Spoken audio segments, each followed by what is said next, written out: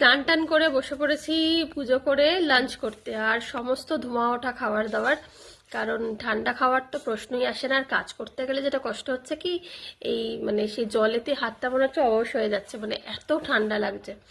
যাই হোক, তাও করতে হবে, সবারই এক অবস্থা। আর যেটা নিয়ে একটা টেনশন হচ্ছে আমার, সামনের রোববার আছে টাকিতে পিকনিক। এবার টাকি যেহেতু কলকাতা থেকে অনেকটা দূর, আমাদের খুব ভোর ভোর 6টায় টাইম দেওয়া হয়েছে।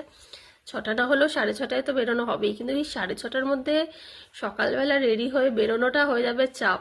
আর আমি একটু পাংচুয়াল, টাইমটা মেনটেন করার চেষ্টা করি। তো জানি না কি করব, ওই নিয়ে খুব টেনশন আছে। খুব তো নেচেছিলাম হ্যাঁ যাবো, কিন্তু এই ঠান্ডাটা তো 11 তারিখ অবধি থাকবে বলছে, আর 11 তারিখই পিকনিক।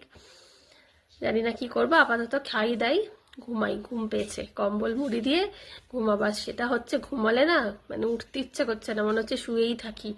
সন্ধে দেবো শুধু ওই জন্য উঠতে হয়, না হলে শুয়েই থাকতাম আমি কম্বল টম্বল মুড়ি দিয়ে। যাই হোক, ঠান্ডায় সবাই সুস্থ থেকো। আর চলো দেখিয়ে দিই আজকে লাঞ্চ মেনুটা।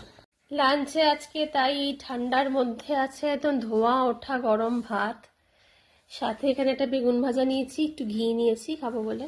এখানে আছে মেথি শাক, বেগুন দিয়ে, বড়ি দিয়ে, কাঁচা লঙ্কা দিয়ে। আর এখানে আছে কাঁচা লঙ্কা, ধনেপাতা, টমেটো, বড়ি দিয়ে পাবদা মাছের ঝোল, পাতলা ঝোল। ব্যাস এইটুকুই লাঞ্চ আজকে।